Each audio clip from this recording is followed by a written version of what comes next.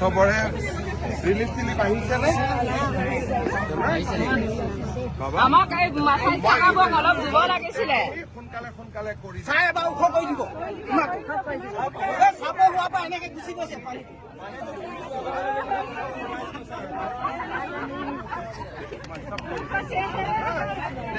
মই গৈ থাকো হা, গোটেইখিনি কৰি দিম।